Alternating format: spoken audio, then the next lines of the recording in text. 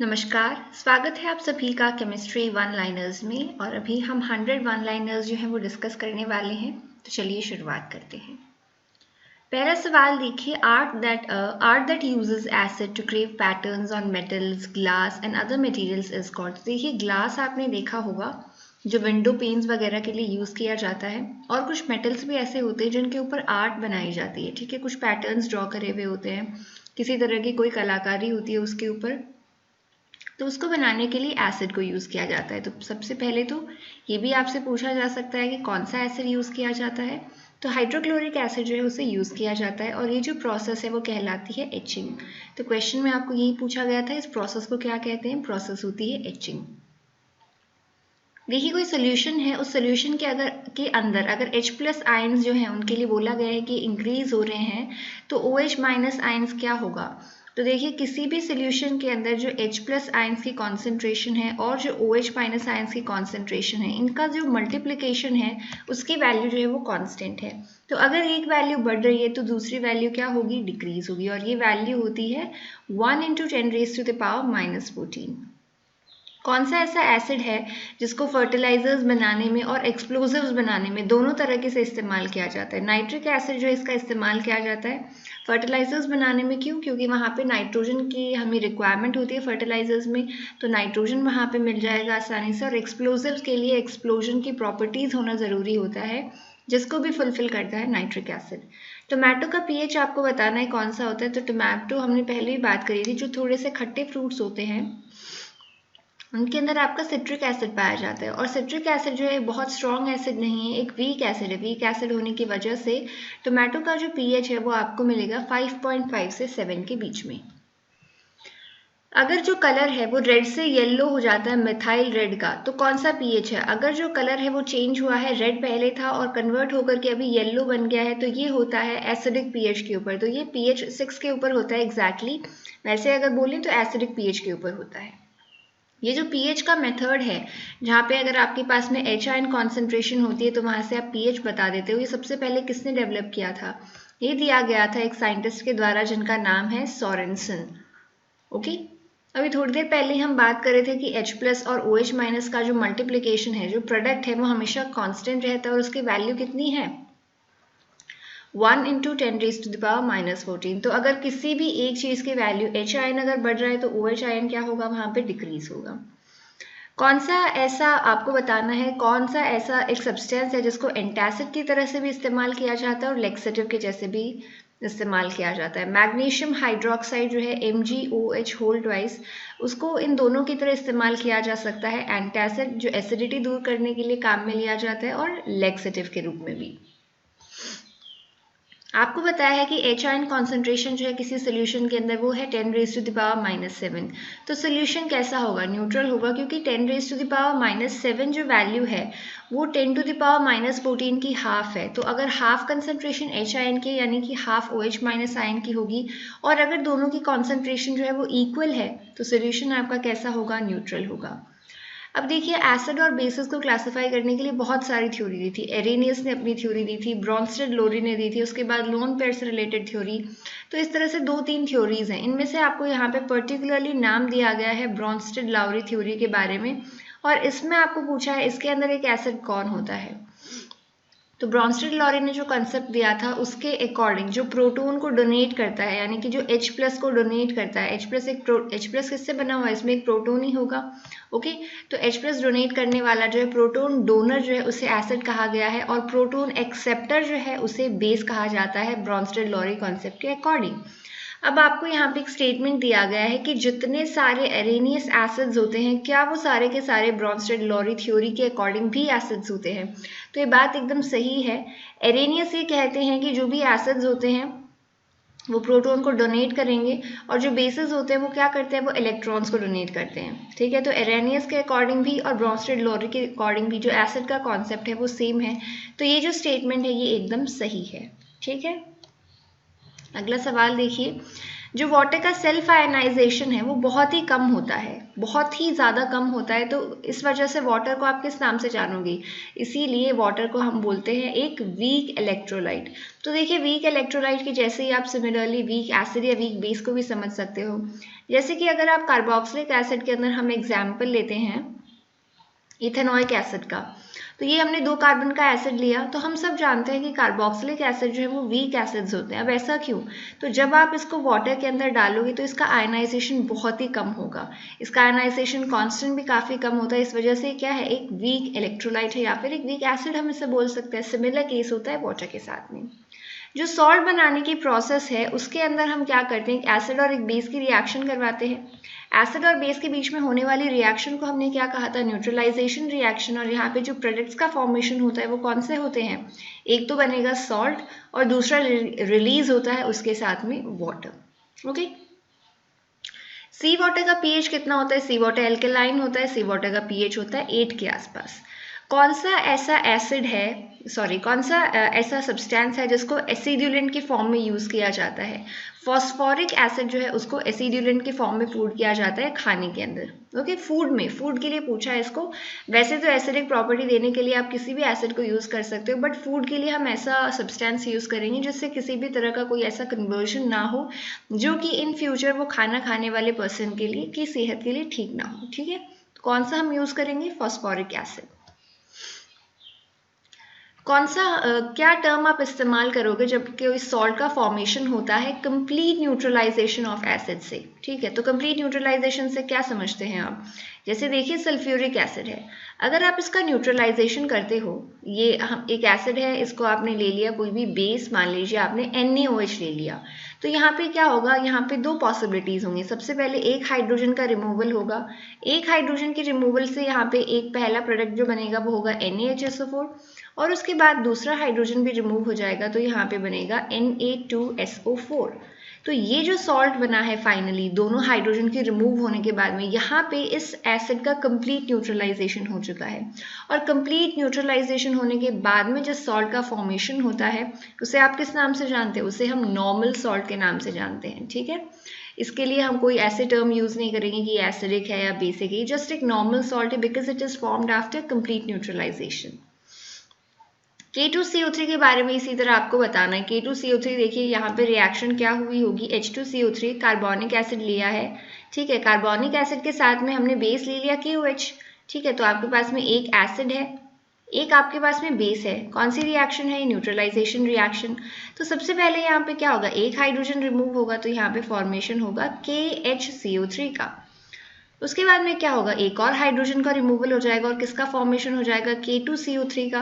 तो क्या आप मुझे बताइए यहाँ पे क्या कंप्लीट न्यूट्रलाइजेशन हुआ है? बिल्कुल हुआ है, 2 हाइड्रोजन थे कार्बोनिक एसिड के पास में, दोनों रिमूव हो गए हैं और यहाँ पे फॉर्मेशन जिसका हुआ है उसे हम किस नाम से जानेंगे, नॉर्मल सॉल्ट से, जैसा कि हमने ठीक ऊपर वाले क्वेश्चन में बात करी थी।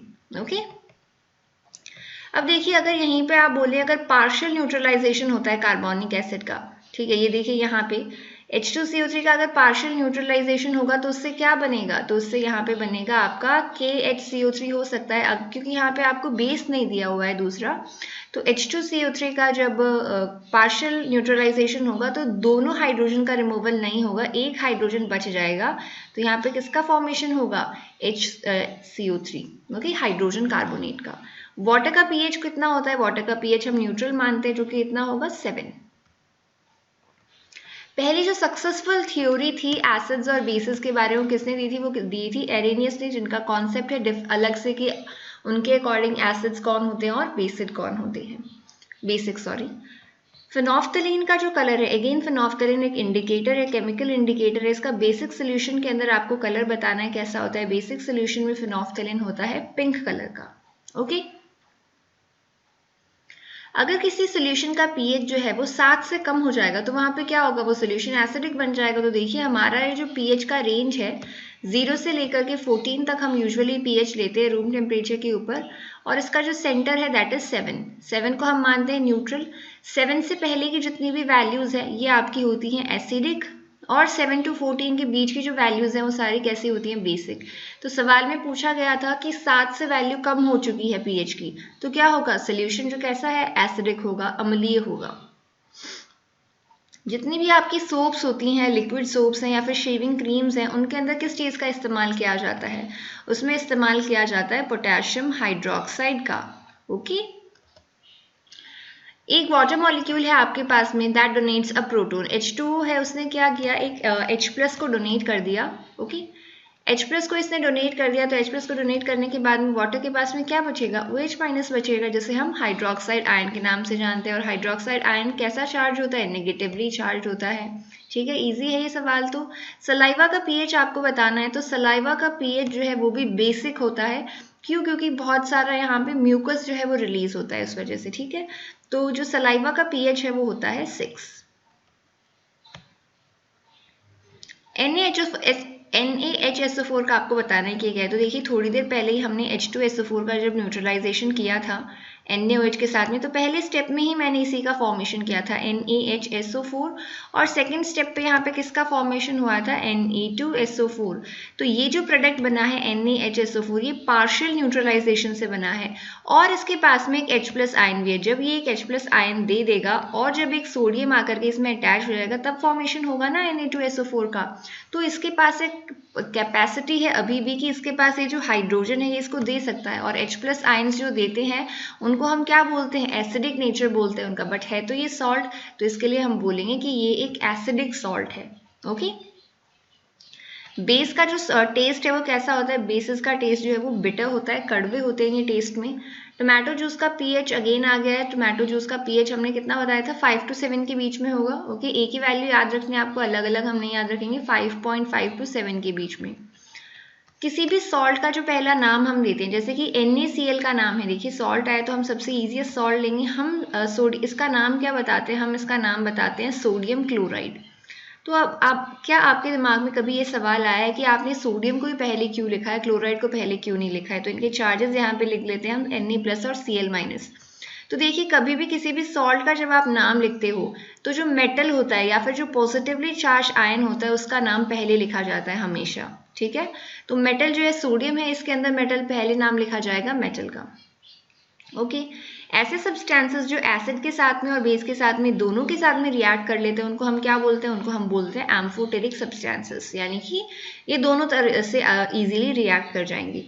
एसिड का टेस्ट कैसा होता है, एसिड टेस्ट में कैसे होते हैं, खट्टे होते हैं। ठीक है, ये शुरू से बताते बुक्स में बताते आ रहे हैं, टेस्ट वगैरह कोई भी इनको टेस्ट करके नहीं देखता है अभी। Okay, What happens when the solution becomes acidic? अगर किसी सोल्यूशन के बारे में बोला जा रहा है कि वो एसिडिक है, तो एसिडिक होने का यही मतलब है कि वहाँ पे जो H+ आयन की कॉन्सेंट्रेशन है वो बढ़ रही है, और pH के टर्म्स में अगर हम बोलें तो pH जो है वो 7 से कम है। ओके, आपको एक ऐसा सब्सटेंस बताना है जिसको मोटा बनाने में, प्लास्टर बनाने में, सीमेंट बनाने में, इन सब में इस्तेमाल किया जाता है। Calcium hydroxide CaOH hold vice इसको यूज़ किया जाता है। प्लास्टर्स में आपने देखा होगा प्लास्टर ऑफ पेरिस का इस्तेमाल किया जाता है, जिसका अगेन एक पार्ट होता है calcium hydroxide. Okay, in an oxygen molecule, oxygen का एक मॉलिक्यूल है आपके पास में, दो एटम्स के बीच में जो बॉन्डिंग है वो किस तरह की बॉन्ड होती है, यहाँ पे डबल बॉन्ड प्रेजेंट होता है दो ऑक्सीजन के बीच में हमेशा। तो ऑक्सीजन का हमने इलेक्ट्रॉनिक कॉन्फ़िगरेशन कितना बताया था, ऑक्सीजन होता है 6 and 12। देखिए 6 इलेक्ट्रॉन्स हमने यहाँ पे रिप्रेजेंट करे हैं, 1 2 3 4 5 और 6। ये ऑक्सीजन के एक के इलेक्ट्रॉन है। दूसरे ऑक्सीजन के पास में भी कितने इलेक्ट्रॉन्स हैं, 6 इलेक्ट्रॉन्स हैं। अब इनको अपने इलेक्ट्रॉन्स कंप्लीट करने के लिए जो इनका कॉन्फ़िगरेशन है उसमें इनके पास में कितने इलेक्ट्रॉन्स होने चाहिए, 2 इलेक्ट्रॉन्स की इनको ज़रूरत और है। जब इनके इलेक्ट्रॉन्स 8 हो जाएंगे तब ये कम्प्लीटली फिल्ड होंगे। कैसे, इनका इलेक्ट्रॉनिक कॉन्फ़िगरेशन कैसे होगा, s ऑर्बिटल में 2 इलेक्ट्रॉन्स हो जाएंगे फिर, और p के अंदर 6 हो जाएंगे। ठीक है, तो ये कम्प्लीटली फिल्ड हो जाएगा। तो ये क्या करेंगे, अब एक एक इलेक्ट्रॉन्स की जो शेयरिंग है वो कर लेंगे। तो देखिए इन्होंने डबल बॉन्ड का फॉर्मेशन किया है। डबल बॉन्ड के फॉर्मेशन के बाद में यहाँ पे देखिए आप इसको एक्चुअली वैसे रिप्रेजेंट करना चाहिए था, एक सेकेंड, इसको थोड़ा ठीक से रिप्रेजेंट करते हैं फिर ज़्यादा समझ में आएगा। हाँ, तो देखिए अब हमारे पास में ये ऑक्सीजन मॉलिक्यूल था एक, ठीक है, इसके पास में ये 2 इलेक्ट्रॉन्स हैं। टोटल हमें बनाने हैं एक ऑक्सीजन के पास में 6 इलेक्ट्रॉन्स। ओके, ये 6 इलेक्ट्रॉन्स मैंने बना दिए हैं। अब ये दोनों ने क्या किया, इन इलेक्ट्रॉन्स की शेयरिंग कर ली। तो अब आप देखिए एक ऑक्सीजन के पास में कितने इलेक्ट्रॉन होते हैं, एक ऑक्सीजन के लिए मैंने जो ब्लू सर्कल बनाया उसमें देखिए बताइए कितने इलेक्ट्रॉन्स हैं। 4 इलेक्ट्रॉन्स तो ये हैं, 5, 6, 7 और 8। हर ऑक्सीजन के पास में अब 8 इलेक्ट्रॉन है, यानी कि इनका कॉन्फ़िगरेशन कंप्लीट है। तो इनमें किस तरह का बॉन्ड होगा? Double bond. अगर ये सिंगल बॉन्ड बनाते तो इनमें 7 इलेक्ट्रॉन्स ही होते, तो इनका जो नोबल गैस कॉन्फ़िगरेशन है वो पूरा नहीं होता। ओके, अब देखिए यूरेनियम का आपको एटॉमिक नंबर दिया है, मास नंबर दिया, आपको नंबर ऑफ न्यूट्रॉन्स बताने हैं। नंबर ऑफ न्यूट्रॉन्स हम कैसे बताते हैं? अगर हमारा Z है वो कोई भी एटम है, X आपका अगर कोई एटम है, Z एटॉमिक नंबर है, A मास नंबर अगर उसका है, तो नंबर ऑफ न्यूट्रॉन्स हम बताते हैं A माइनस Z से। तो आपको कुछ नहीं करना है, 238 में से 92 को सब्ट्रैक्ट करना है, आपको मिल जाएंगे number of neutrons.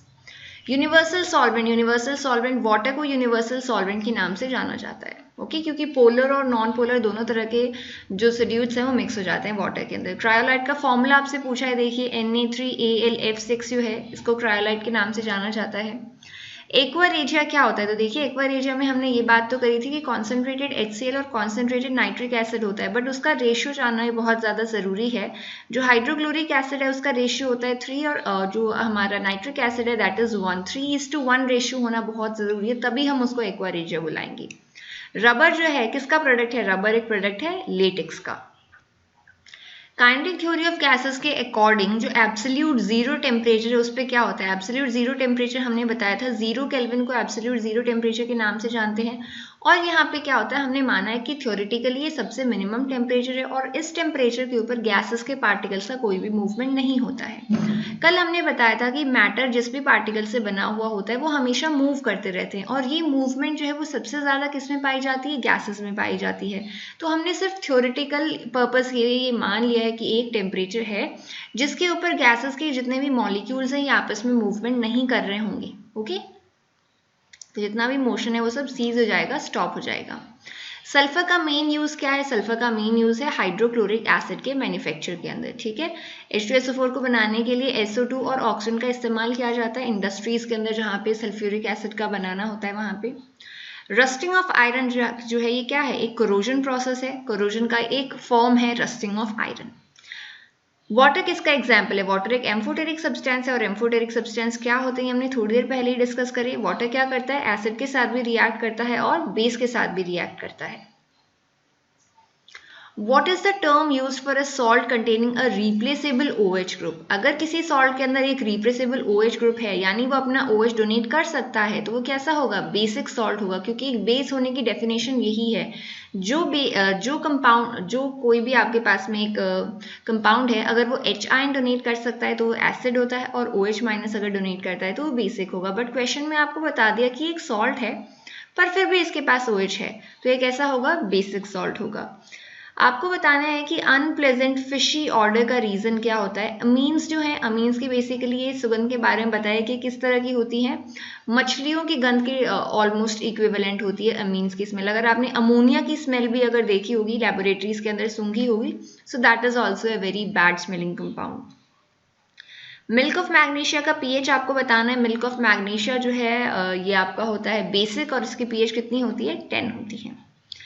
What is the second part of the name of the salt? Salt के नाम का जो सेकेंड पार्ट है वो किससे बना हुआ होगा? हमने पहले बताया फर्स्ट पार्ट जो है उसका नाम होता है मेटल आयन से। सेकेंड पार्ट किसका होगा? सेकेंड नाम होगा जो नेगेटिव पार्ट होता है हमारे सॉल्ट का, उसको हम उसके लिए हम बोलेंगे सेकेंड नाम जो है वो। जैसे सोडियम क्लोराइड है, क्लोराइड नेगेटिव पार्ट था तो उसका नाम बाद में आएगा। Industrial production of sulphuric acid के अंदर कौन कौन सी गैसेस का इस्तेमाल किया जाता है? हमने अभी अभी बताया था सल्फर डाइऑक्साइड का इस्तेमाल किया जाता है और साथ में ऑक्सीजन का इस्तेमाल किया जाता है। Method by which pure water is obtain from oceans. Ocean से प्योर वाटर ऑब्टेन करने की जो प्रोसेस है उसे हम क्या कहते हैं? उसे हम कहते हैं डिस्टिलेशन। ओके, जब इथाइल अल्कोहल में ऐसी कौन सी चीज ऐड करी जाती है जिसकी वजह से वो अनसूटेबल हो जाती है ड्रिंकिंग के लिए? तो इथाइल अल्कोहल में मिथाइल अल्कोहल ऐड करी जाती है, और अगर ये डीनेचर्ड अल्कोहल जो है इसका सेवन कोई कर लेता है तो उनमें ब्लाइंडनेस हो सकती है, क्योंकि मिथाइल अल्कोहल जो है एक पॉइजनस सब्सट्रेट है जो हमने इसमें ऐड किया है, जो अल्कोहल जो है उसका मिसयूज प्रिवेंट करने के लिए। और ये अल्कोहल यूजुअली जो लेबोरेटरीज वगैरह में होती है उस अल्कोहल की बात करी जा रही है। सब अल्कोहल्स के अंदर मिथाइल अल्कोहल मिक्सड नहीं होती है। ओके, एक ऐसा पॉइंट जहाँ पे सॉलिड, लिक्विड और गैसियस स्टेट जो है वो तीनों को एग्जिस्ट कर सकते हैं, उस पॉइंट को हम क्या कहते हैं? That point is known as the triple point. Triple क्यों? क्योंकि यहाँ पे 3 स्टेट्स एग्जिस्ट कर सकती हैं, सॉलिड भी, लिक्विड भी और गैस भी। ओके कौन सा ऑक्साइड है नाइट्रोजन का जिसको यूज किया जाता है क्लोरोफॉर्म सोल्यूशन के अंदर? तो क्लोरोफॉर्म सोल्यूशन के अंदर यूज किया जाता है नाइट्रोजन पर ऑक्साइड का। अब देखिए पर ऑक्साइड, सुपर ऑक्साइड, ये सब आपके पास में आएंगे। तो ऑक्सीजन जो हमारा नॉर्मल होता है उसके ऊपर हम चार्ज मानते हैं -2। ओके उसके अलावा देखिए जो नाइट्रोजन पर ऑक्साइड है उसको याद रखने का एक ईजी तरीका है हाइड्रोजन पर ऑक्साइड, जिसका फॉर्मूला है H2O2। यहाँ से अगर आप ऑक्सीजन का चार्ज कैलकुलेट करोगे तो 2 हाइड्रोजन के ऊपर है +2, यानी कि 2 ऑक्सीजन के ऊपर यहाँ पे -2 है, तो सिंगल ऑक्सीजन के ऊपर अगर -1 चार्ज है तो उसको हम बोलते हैं पर ऑक्साइड। ओके और सुपर ऑक्साइड के अंदर क्या होगा? -1/2 चार्ज होता है। ओके कौन सा ऐसा मेटल है जो कि एक ट्रांसपेरेंट मेटल मिक्सचर बना लेता है जब उसको मिक्स करते हैं हम किसी और मेटल के साथ में? तो मरकरी एक ऐसा सब्सटेंस है जिसको अगर आपने किसी और मेटल के साथ में मिक्स किया तो वो जो मिक्सचर बनेगा दोनों का वो ट्रांसपेरेंट होगा। ओके एयर जो है, एयर के अंदर किस किस का मिक्सचर होता है? एयर के अंदर एलिमेंट्स भी प्रेजेंट हैं, कंपाउंड्स भी प्रेजेंट हैं, डिफरेंट गैसेस हमारी हैं। जैसे एलिमेंट्स की अगर आप बात करो तो नाइट्रोजन गैस है, हाइड्रोजन गैस है। कंपाउंड्स में जैसे कार्बन डाइऑक्साइड गैस है। ओके तो अलग अलग एलिमेंट्स की बनी हुई है। CFC का पूरा नाम क्या है? क्लोरोफ्लोरोकार्बन्स जो है वो CFC का पूरा नाम होता है। ग्रीन हाउस गैस कॉज करने वाली एक ऐसी गैस बतानी है जिसका नाम है लाफिंग गैस। वो कौन सी होती है? Nitrous oxide. तो देखिए थोड़ा सा क्वेश्चन ट्विस्ट करके पूछ लिया, N2O। LPG का लीकेज अगर कहीं पे हो रहा है तो आप उसे कैसे डिटेक्ट कर सकते हो? अगर एयर में आप इथाइल मरकैप्टेन को स्प्रेड करोगे तो इजीली आपको यहाँ पे पता चल जाएगा। कैसे? इधर कोई स्मेल में कोई चेंज आपको पता चलेगा या फिर कोई विजिबल कलर चेंज होगा। ओके आई गेस यहाँ पे कुछ स्मेल में चेंज होगा।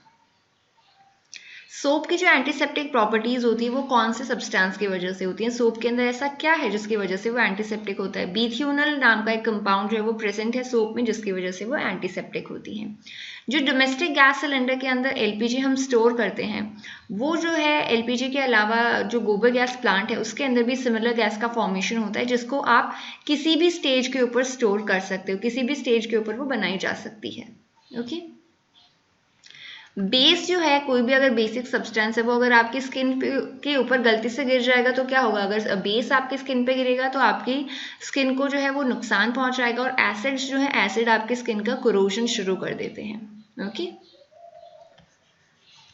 विच metal are use to make aircrafts and rocket? Aircrafts और रॉकेट्स का बनाने के लिए हम इस्तेमाल करते हैं एल्यूमिनियम का। रेडियो एक्टिविटी किसने डिस्कवर करी थी? नेचुरल रेडियो एक्टिविटी डिस्कवर करी थी हेनरी बेकेरेल ने। सबसे एक्टिव मेटल कौन है? सबसे एक्टिव या फिर सबसे ज्यादा रिएक्टिव मेटल कौन है? पोटेशियम में हमने बात करी थी कि फर्स्ट ग्रुप के जो एलिमेंट्स हैं वो सबसे ज्यादा रिएक्टिव होते हैं। रिएक्टिविटी सीरीज के अंदर सबसे ऊपर वही होते हैं। ग्रेफाइट जिसका न्यूक्लियर रिएक्टर के अंदर इस्तेमाल, अच्छा कार्बन का वो फॉर्म बताना था यहाँ पे जिसका इस्तेमाल न्यूक्लियर रिएक्टर में किया जाता है, यहाँ पे नहीं, ग्रेफाइट नहीं, यहाँ पे कार्बन होना था।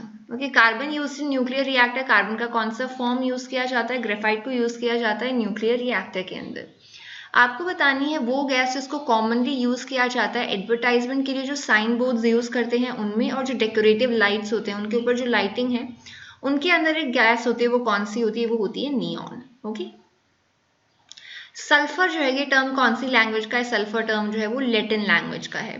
The main organic acid found in grapes. Grapes के अंदर कौन सा ऑर्गेनिक एसिड मिलता है? टार्ट्रिक एसिड जो है, जो इमली के अंदर भी पाया जाता है, वो ग्रेप्स के अंदर भी मिलेगा।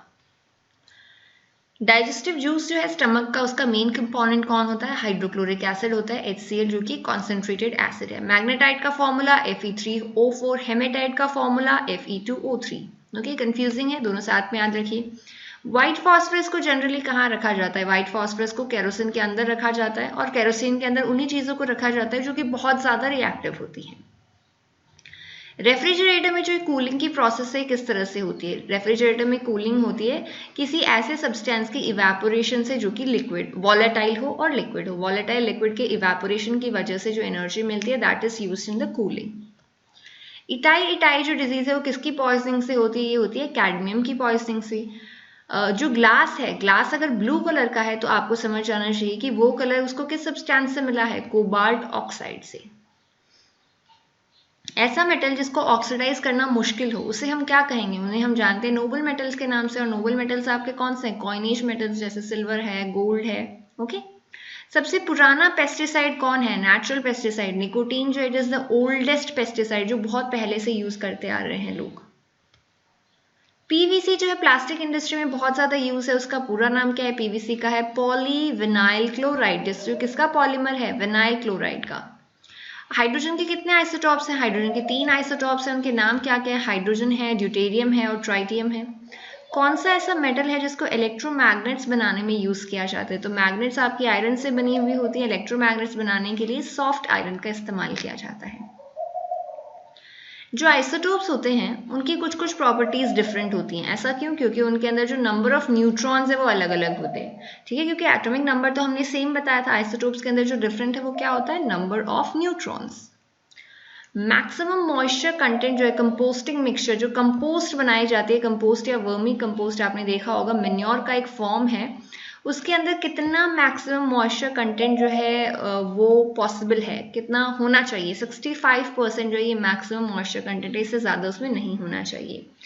क्लोरीन का जब इस्तेमाल किया जाता है, हमने बात करी थी क्लोरीन का इस्तेमाल किया जाता है वाटर के लिए, डिसइंफेक्शन के लिए, तो रेजिडुअल क्लोरीन जो है उसकी मैक्सिमम कितनी कंसंट्रेशन हो सकती है उसमें? तो 0.2 मिलीग्राम पर लीटर कंसंट्रेशन जो है, इससे ज़्यादा कंसंट्रेशन क्लोरीन की नहीं होनी चाहिए। आर्सेनिक पॉइजनिंग जो है उसकी वजह से एक डिजीज हो सकती है जिसका नाम क्या है? Black foot disease. Alcoholic fermentation, जो एल्कोहलिक फर्मेंटेशन कौन से ऑर्गेनिज्म की हेल्प से किया जाता है? और एल्कोहलिक फर्मेंटेशन होता है यीस्ट के अंदर। ओके, जिसके अंदर जाइमेज एंजाइम होता है और वहां पे फॉर्मेशन किसका होगा? फाइनली एल्कोहल का। रुबीडियम जो है जब भी ऑक्सीजन से रिएक्ट करता है तो क्या करता है? हमेशा सुपर ऑक्साइड का फॉर्मेशन करता है। सुपर ऑक्साइड का फॉर्म हमने बता दिया ऑक्सीजन के ऊपर -2। ओके, ऑक्सीडेशन स्टेट यहाँ पे जो नॉर्मल ऑक्सीडेशन स्टेट है -2 वो नहीं होती है। जो एक्सक्लूजन टर्म है वो रिलेटेड एक थ्योरी से, और वो थ्योरी आपको बतानी है कौन सी है? That is poly, Pauli's exclusion principle. इन्होंने अपना एक प्रिंसिपल दिया था, यहाँ से जो एक्सक्लूजन टर्म है वो आई थी। किसी भी एलिमेंट का जो एटॉमिक वेट है उसको किस तरह से एक्सप्रेस किया जाता है? It is expressed in AMU which is atomic mass unit, atomic weight atomic mass unit. Producer gas जो है इसका फॉर्मेशन किस तरह से किया जाता है? इसका फॉर्मेशन किया जाता है जब स्टीम को पास किया जाता है कोक के ऊपर, यानी कोयले के ऊपर जब स्टीम को पास किया जाता है उस वक्त फॉर्मेशन होता है प्रोड्यूसर गैस का। अगर जिंक की रिएक्शन जो है वो डाइल्यूट H2SO4 से हो तो कौन सी यहाँ पे आपको गैस मिलेगी? अगर जिंक की जो रिएक्शन है वो H2SO4 से मिलेगी तो यहाँ पे फॉर्मेशन ZnSO4 का होगा, और जो गैस रिलीज होगी वो होगी hydrogen gas. Okay, Indian nuclear power programme जो उसका फादर किसे कहा जाता है? डॉक्टर होमी भाभा जो हैं उनको फादर कहा जाता है इंडियन न्यूक्लियर पावर प्रोग्राम का। कोई भी सॉलिड जो है वो अपनी शेप जो है वो इजीली से चेंज नहीं कर सकता है लिक्विड के कंपैरिजन में। ऐसा क्यों? क्योंकि सॉलिड के जो पार्टिकल्स होते हैं उन पार्टिकल्स के बीच का जो फोर्स है वो इंटरनल फोर्स जो है वो काफ़ी स्ट्रांग होता है इस वजह से। और लिक्विड और गैसेस के अंदर क्या है, वो पार्टिकल्स फ्रीली मूवेबल होते हैं तो वो ईजिली अपना शेप जो है वो चेंज कर सकते हैं। मिनिमम वैल्यू बतानी है आपको ऑक्टेन नंबर की, कौन से कंपाउंड के अंदर होती है? एन हेप्टेन जो है ये फ्यूल्स होते हैं अलग, इनके अंदर ऑक्टेन नंबर कैलकुलेट किया जाता है जो ऑटोमोबाइल है उसके परफॉर्मेंस को देखने के लिए। तो एन हेप्टेन है जिसका ऑक्टेन नंबर जो है वो सबसे कम होता है। As we move across the period from left to right, the reactivity of metals, जैसे जैसे आप एक पीरियड में लेफ्ट से राइट मूव कर रहे हो तो जो मेटल्स की रिएक्टिविटी है उस पर क्या प्रभाव पड़ता है? और वो मेटल्स की रिएक्टिविटी आपको बतानी है ऑक्सीजन के साथ में। मेटल्स की रिएक्टिविटी जो है वो धीरे धीरे कैसी होती है? डिक्रीज होती रहती है जैसे जैसे आप लेफ्ट टू राइट जाते हो। हेलोजेंस जो है आपके ग्रुप 17 के जो एलिमेंट्स हैं उनके मेटल्स के साथ में रिएक्शन कराओगे तो किसका फॉर्मेशन होगा? हेलाइड्स का फॉर्मेशन होगा। जैसे देखिए KCl का फॉर्मेशन हो जाएगा, NaCl का हो जाएगा, ये सब क्या है? हेलाइड्स हैं। पोटेशियम आयोडाइड, इस तरह से बहुत लंबी लिस्ट बन सकती है। The tendency of a metal to lose electron, किसी भी मेटल की जो इलेक्ट्रॉन खो देने की क्षमता जो है उसे किस नाम से जाना जाता है? That is known as its electropositivity. Non metals जो है, नॉन मेटल्स क्या होते हैं? ये पुअर कंडक्टर किस किस के होते हैं? हीट के भी पुअर कंडक्टर होते हैं नॉन मेटल्स, और इलेक्ट्रिसिटी के भी, ऊष्मा और विद्युत दोनों के ही कुचालक होते हैं नॉन मेटल्स। एक इनर्ट गैस है जो कि सन पे डिस्कवर करी गई थी, अर्थ पे डिस्कवर करने से पहले वो इनर्ट गैस कौन सी है, वो है हीलियम। कार्बन मोनोऑक्साइड का मेन सोर्स क्या है? कार्बन मोनोऑक्साइड का मेन सोर्स है ट्रांसपोर्ट में इस्तेमाल किए जाने वाले जो हमारे ऑटोमोबाइल्स हैं, उन ऑटोमोबाइल्स का जो एग्जॉस्ट होता है, उन ऑटोमोबाइल्स के एग्जॉस्ट में कार्बन मोनोऑक्साइड जो है वो काफ़ी ज़्यादा अमाउंट में प्रेजेंट होता है। बोरोन क्या है? एक मेटल है, नॉन मेटल है या फिर एक मेटेलॉइड है? बोरोन है एक मेटेलॉइड। इसकी जो प्रॉपर्टीज़ हैं वो मेटल और नॉन मेटल के इंटरमीडिएट होती हैं। जैसे जैसे आप एक पीरियड में मूव करते हो, जो बेसिक कैरेक्टर है ऑक्साइड का, उस पर क्या प्रभाव पड़ता है? जो बेसिक कैरेक्टर है ऑक्साइड्स का वो डिक्रीज होता है in a period when you move from left to right. Okay, ये 100 क्वेश्चंस थे आज के जो कि खत्म हो चुके हैं। Thank you and have a nice day.